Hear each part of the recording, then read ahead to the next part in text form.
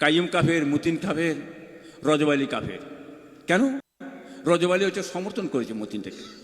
আল্লাহবাক এ মালে 2025 সালে কাফের বলার এজেন্ট করে পাঠিয়েছে।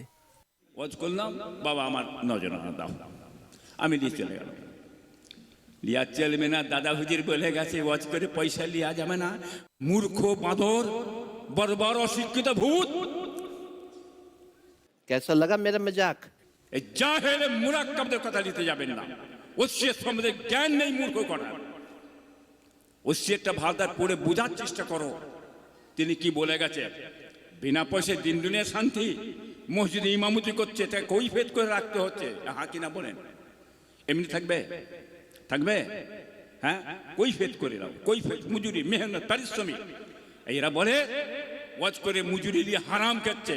তাহলে বড় হুজুর হারাম খেয়ে গেছে, মেজ হুজুর হারাম খেয়ে গেছে, হ্যাঁ কি বড় আল্লামা রুহুল আমিন সাহেব হারাম খেয়ে গেছে, মুস্তাক আহমদ সাহেব, আব্দুল খালেক সাহেব হারাম খেয়ে গেছে, বড় আলেম উলামা হারাম খেয়ে গেছে, হ্যাঁ আল্লামা আমার শেরে বাংলা সাইফুনি পীর সাহেব হারাম খেয়ে গেছে, কালিমুল্লাহ পীর সাহেব হারাম খেয়ে গেছে, আবুল ফারাক পীর সাহেব হারাম খেয়ে গেছে, নুরুদ্দিন পীর সাহেব হারাম খেয়ে গেছে।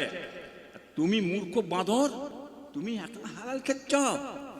আমার কথা মাথায় যেতে না, যাই নাই। এ মালের মাথা এমনি গেছে। এরা কবে বলেছে, কোথায় বলেছে যে ওয়াজ করে নজরানা নেওয়া হারাম? এরা এহাতে এটা বলেছে যে ওয়াজ করে টাকা চেয়ে নেওয়া হারাম, কন্ট্যাক্ট করে জলসা করা হারাম। এরা তো কোথাও বলেনি যে ওয়াজ করে নজরানা নেওয়া হারাম। হ্যাঁ, মাথা বোধহয় গেছে নাকি? মাথায় আর কাজ করছে না? হ্যাঁ, কথা বুঝতে পারছেন তো? খবরদার, এই ধরনের কথা মূর্খ কিছু মানুষকে ঠকাচ্ছে। দাওয়াত হয়নি, কিছু হয়নি, বেকার বম বম করে ঘুরে বেড়াচ্ছে, বলছে আমাদের কাছে পয়সা নেই, কৈফিয়ত লাগে না, আমরা এমনি যাব, এমনি যাব। নিয়ে আসবেন, এমনি নিয়ে আসবেন, নিয়ে এসে 2000 টাকা দিয়ে ছেড়ে দেবেন, 3000 টাকা দিয়ে ছেড়ে দেবেন, আগামী বছর যে আবার আসবে লিখিয়ে দেবেন। কেমন আসে দেখেন তো, কেমন আসে দেখেন তো। কি আসবে? কি আসবে না? এই হুঁকাবাজি কলটা সাবধান থাকবেন। আল্লামা বড় মাওলানা ইয়াদ আলী সাহেব রহমতুল্লাহ আলাইহি, ফুলবাড়ি বাড়ি, তিনি একটা জীবনী লিখে গেছে, দাদা হুজুর খলিফা। কি বলেন? ওয়াজ করিয়া ইমামত করে আজান দিয়া কোরআন খতম করে মুজিরিয়া যায় চলবে। এই হালালটাকে যদি কেউ হারাম বলে, হালালটাকে যদি কেউ হারাম বলে, তার বিবি তালাক হবে, তার বউ তালাক হবে। কি বুঝলেন? কথা বুঝলেন না? দুহুরে নিতে হবে। মাথায় গেছে? বাপের নাম ভুলে যাবে, বসো না, তোর হুঁছে দিয়ে দেবো আমি। কাকে বলে? হ্যাঁ, অজরত, মজুরি, পারিশ্রমিক লিয়া চলবে, ওয়াজ নিশ্চিত করে লিয়া চলবে। আপনার পোষায় না, আপনি দাওয়াত করবেন না। কি বাবা, ঠিক তো নাকি? আমার পুষিয়েছে, আমি লোক, তোমাকে লোক দেয় না, তোমার হিংসাই তুমি জ্বলে পুড়ে মরে যাচ্ছ। কপাল ফেটে গেছে, পাউনি নিয়ে যাই নে, বিনা পয়সায় যাও না, চলে যাও না। আমার বিনা পয়সায় যাওয়ার দরকার নেই, আমার পোষা ছেড়ে যাও, চলে যাও। মানুষ বলছে চায় আপনাকে, কত নেবেন বলুন? 40,000, চলে আসেন। উনি বলছে ফ্রি, 2000-এ ফেলে দিকে যাওয়া মাল, ও মাল চলবে না, পচা মাল চলবে না। এই বলছে 1 লাখ, চলে এসো, 1 লাখ দিয়ে মাল চাই আমার, যেমন করে হোক ওই মালটাই রেস্ট হবে 1 লাখ। ইনি বলছে 5,000, বলে ফেলে দিকে যাও, ড্যামেজ মাল চলবে না, বাজার ফেলে দিকে যাও। এই কথা ঠিক না বেঠিক? বুঝতে পারছেন না? আসসালামু আলাইকুম প্রিয় দর্শক, আশা করছি তোমরা সকলে ভালো আছো, আর তোমাদের দুয়ায় আমিও ভালো আছি। তো আবারও এসছি একটি নতুন ভিডিও নিয়ে। ভিডিওটা খুবই গুরুত্বপূর্ণ ভিডিও, ভিডিওটা শুরু থেকে শেষ পর্যন্ত দেখার অনুরোধ থাকবে। এই যে মালটার ভিডিওটা তোমরা দেখলে, এই মালটা অ্যাকচুয়ালি ওয়াশ করে টাকা চেয়ে নেওয়াটাকে জায়েজ করার জন্য প্রচুর চেষ্টা চালাচ্ছে। ঠিক আছে, অ্যাকচুয়ালি ওয়াশ করে, ওয়াজ নসিহাত করে খুশি হয়ে কেউ যদি কিছু দেয় সেটা নেওয়া জায়েজ, এটাই তো ফতোয়া। কিন্তু এটা বলছে প্রথমে, বলে তারপরে আবার বলছে কি আমার না পোষালে আমি যাব না, যার পোষাচ্ছে সে যাবে।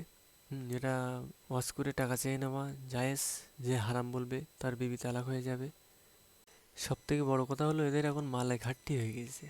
মানে এরা যেখানে যেখানে দাওয়াতে যাচ্ছে এখন, আমার মনে হয় সেখান থেকে এদের মজুরি কম দিচ্ছে, চুক্তি যেটা করে যাচ্ছে সেটা দিচ্ছে না, আমার মনে হয়। এই জন্য এদের এখন জ্বালা উঠে গিয়েছে। ঠিক আছে, তো এই জ্বালা ওঠার সময় মুফতি আব্দুল মাতিন সাহেব একটি ভিডিওয় কি বললেন সেটা আমরা শুনবো। তারপরে মুফতি আব্দুল মাতিন সাহেবকে কি বললেন সেটাও শুনবো। এই জন্য ভিডিওটা কন্টিনিউ দেখতে থাকবেন। তো চলো দেখে নেই ভিডিওটা। আচ্ছা, আজকে এখানে ওয়াজ করার জন্য যেন কোনো টাকা দেছে, আমাদের কোনো টাকা দেছে? এখন দেই নেই, পরে দেবে। তাহলে বলা যেতে পারে বলছে, যদি ওয়াজ নসিহত ভালো করতে পারো তাহলে আমি মালটাও ভালো দেবো, আমি মালটাও ভালো দেবো। আমি তো সভা কমিটির সেক্রেটারি, খুব ভালো করে ওয়াজ করবা, ভালো রকম ভালো দেবো। আমি দেখলাম এসব শালা তো যতই ভালো করে ওয়াজ করি ও বলে হচ্ছে, তার মানে মাল কম দেওয়ার ধান্দা। আমি তো চালাক কম না, যখন দাওয়াত করতে যায় তখন বেঁধে নেই যে 1 ঘন্টা থেকে 1.5 ঘন্টা ওয়াজ করবো, 22,000 টাকা লাগবে, দেখো ভাই দিতে পারবা কিনা। এরকম ওয়াজ নসিহত হচ্ছে না আমাদের দেশে? 22,000 টাকা ওয়াজ। আরে আমি তো ঘুষো চিংড়ি 70 টাকা কিলো, আর ওসব হলো বাগদা চিংড়ি 600 টাকা কিলো, 600 টাকা। আচ্ছা, আমার একটুখানি ইঞ্চিকানি বলেন, 1 ইঞ্চি কানি। আমি যদি 22,000 টাকা না দিলে কোরআন শোনাবো না, 30 না দিলে হাদিস শোনাবো না, 40 না দিলে কোরআন হাদিস তোমাদের শোনানো হবে না। তাই যদি হয় তাহলে টেক ফর এক্সাম্পল, ধরুন আল্লাহ আমারে কোরআন হাদিসের আলেম করিল, আল্লাহ আমারে রাসূল বানিয়েছে, লা ইলাহা ইল্লাল্লাহ আব্দুল মাতিন রাসূলুল্লাহ, আল্লাহ আমারে রাসূল করে দিয়েছে। এবার সুলতানপুরের লোক আমার কাছে গেছে, ও নবী তা তুমি তো রাসূল হয়েছো, আর একটু কলমা পড়িয়ে দাও দিন, আমি একটু জান্নাতে যাবো। আমি বললাম হ্যাঁ কলমা পড়িয়ে দিতে পারি, কিন্তু জান্নাতের দাম তুমি জানো কত? সুলতানপুরের লোক বললো তা তো ভাই বলতে পারবো না। এই বললাম জান্নাতটা হলো তাম দুনিয়ার সব নেয়ামত বেচে দিলে জান্নাতের ভিতরে 1 ফুট জায়গা কেনা সম্ভব হবে না। বলুন সকলে সুবহানাল্লাহ। তাহলে সেই জান্নাতে তুমি যাবে, আমি যে কলমা দেব সেই কলমা পড়ে জান্নাতে যাবা যখন, আমার মালও দেওয়া লাগবে। যারা মাল ছাড়া কোরআন হাদিস শোনায় না, তারা যদি রাসূল হতো, টাকা ছাড়া কারণ কলমা পড়াতো না। তো প্রিয় দর্শক, মুফতি আব্দুল মাতিন সাহেবের ভিডিওটা দেখার পরে তোমরা কি বুঝলে অবশ্যই কমেন্টে জানাবে।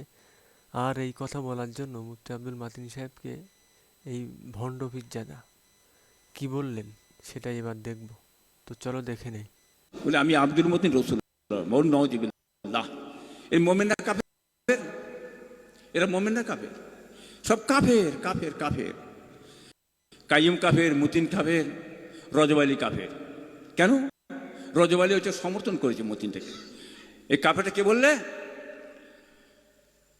বসিরহাট আমিনিয়া মাদ্রাসা সুপারিনটেন্ডেন্ট মৌলানা আবু বক্কর সাহেব, তিনি কাফের বলে ফতোয়া দিয়েছে। বাংলাদেশ কপিলউদ্দিন সাহেব, মৌলানা মুফতি কপিলউদ্দিন সাহেব, তিনিও কাফের বলে ফতোয়া দিয়ে দিয়েছে। আর আমরা তো কাফের বলবে, কাফেরকে বলবো, কাফের বলতে কাকে মোমেন বলবো নাকি? হ্যাঁ, ওই নিমাই সাথে বাবা নিমাই আছে, কাফের কাফিরই আছে, কথা বললেন না বাবা। তো প্রিয় দর্শক, এটাকে একটি পীরজাদার পরিচয় হলো? সত্যি কি একটি পীরজাদা এরকম বলতে পারে? তো তোমরা সিদ্ধান্ত করো কাকে সাপোর্ট করবে। তো মুফতি আব্দুল মাতিন সাহেবের এই কথায় যদি কাফের হয়, তাহলে এই ভণ্ড পীরজাদা এই মালটার একটা ফুটেজ আমি দেখাবো। এই ফুটেজটা দেখার পরে কি হবে সেটা তোমরাই কমেন্টে জানাবে। পড়েন না?